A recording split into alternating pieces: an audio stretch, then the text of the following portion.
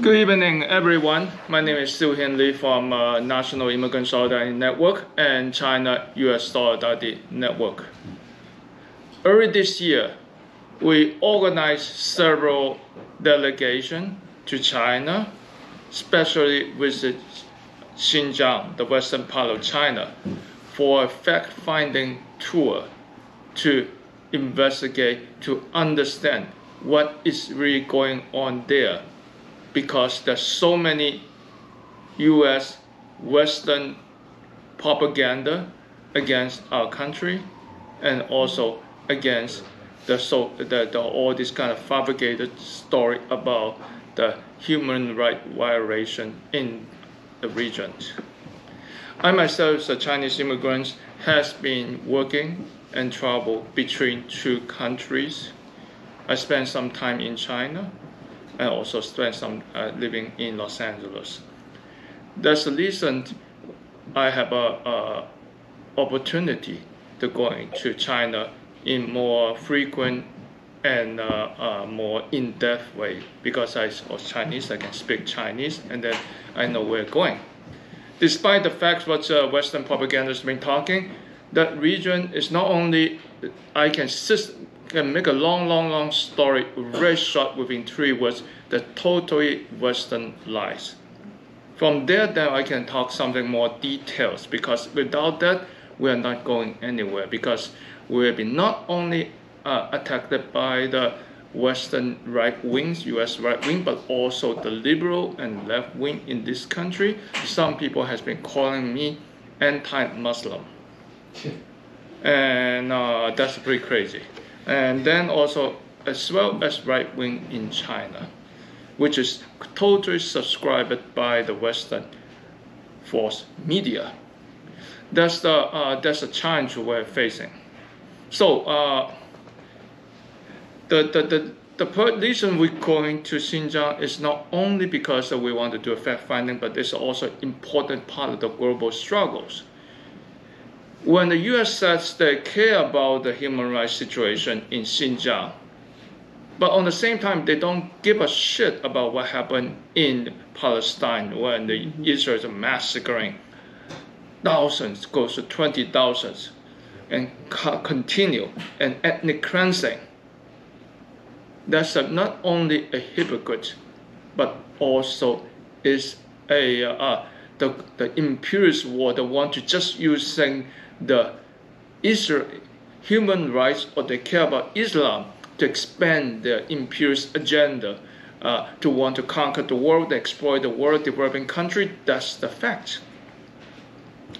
Originally, when I was doing this, as I want to just maybe simply speaking, I go there, take a photo, and then bring a camera, and then film, because we are totally is out of the pocket, passing the buckets and asking everywhere for giving us a free couch serving operations. And that's the reasons, and we never arrange anything. We've done everything by ourselves. And so it's a low budget operation, but it turned out to be very difficult if we just only bring a few photos and just clips, and then do a PowerPoint presentations in just even an international action center. That we are facing an even larger corporate media, from CNN to BBC. That's absolutely, when we're going to Xinjiang, that people are saying that how you can spread the message when there's a major multinational, mostly owned by Zionist media, and then how we can beat. That's the reason we made the conscious decision we're going to do a documentary. So when people saying that I'm a documentarist, I can 100% say I'm not a documentarian.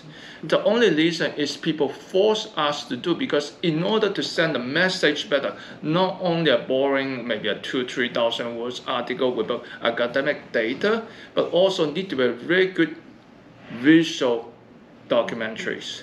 That's the reason we produced the project. This is just only one of the several projects we are doing. It's called Voice of Xinjiang. It's a documentary, has been doing this for the last 2 years. And again, I always don't believe myself, but I seems I have enough charm to convince people to give us a pro bono work. So far, almost everything we've been doing is a zero budget operations. Include all the video you saw on my YouTube, which is I'm going to send you the YouTube link later, had been people ask pro bono helping us to produce a professional production studio. I can convince them to help us, and then they donate 2 weeks labor to make this happen. So we've been very lucky, and to want to show what's it, and then not only this is a video, but also it's a delegation. Like I just saw a deal that we went together. Sarah Frandos here, and then we went together and to the region to go to visit family, visit farmers, visit workers, visit a business, and we done this everything without any arrangement. Sometime maybe we can stop by police and ask why, because it's reasonable. Because why? Since the U.S. the Western attack to the region, although believe it or not, Xinjiang is one of the most hottest tourist spots in China, with millions of visitors every year. So it's not like a completely deserted location, no one goes, but it's a lot of visitors. But now of these days, very few Western tourists. So when we go into the region and then to maybe some countryside, not even talking about countryside, but a big city we're talking about, right? Modern city with a really beautiful everything, and then metro, they hardly see American tourists. So they will feel like you're going to make a joke like we go watching a good old Western movies, and then like a stranger going to a town, serve us a stranger, where you're coming from, kind of feeling. So which is understandable, but it's nothing like a police state or surveillance or that kind of things. It's very important to understand that one hand, I mean, today, everyone said I shouldn't talk very academic, very in-depth or anything light. On the same time, that's easy to understand message, and the fact-finding tool people can understand. Then why we're doing this is also linking to the issue of struggle pastime. If people have been understand the geography of the Xinjiang, it's bordered with several countries, from Russia to Pakistan to India, but also the Kashmir is the center, historical center of the Silk Road. It's just only 200 miles from Afghanistan. When Afghanistan was occupied by decades of the U.S. and NATO occupation, military occupation, the economy has been totally destroyed and corrupts, and the farmers was forced to not growing food instead of opium. That's the reason that the flood of the drug epidemics in the last 2 decades, especially like opium, has been because that under the supervision of the U.S. military, because they all know what's happening. 200 miles east of Xinjiang, there's prosperous lives, growing food, and farmers are making their own livings and prosperous living and better every day. Yet the U.S. imperialists accusing the Xinjiang using forced labor, slave labor, to growing cottons and tomatoes and other fruits. That is a hypocrite lying. Then we're going to right now what happened in Gaza. People know that U.S. has been vetoing every resolution, even the moderates, which is I don't think there's two moderates a ceasefire now all the time.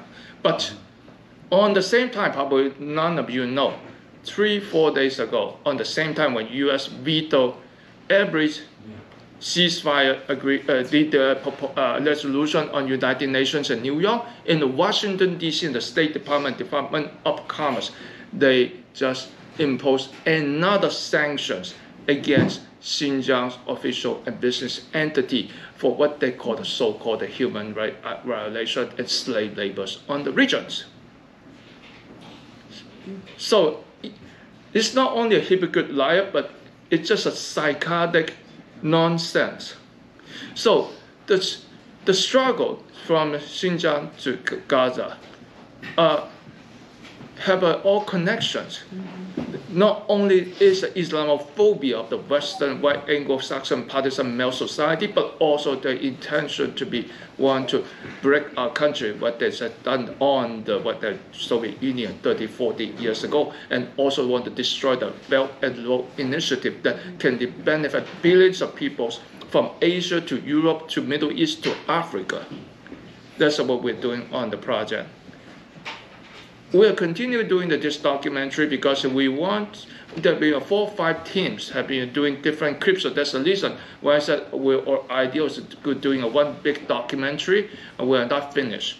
I hope that people here will be joining us, and also that can be how we can work on the formulate the link, the issue is the struggle in Afghanistan, Syria, and Palestine, and how we can formulate better, maybe interview people there, and then as well as education project from Xinjiang to Gaza.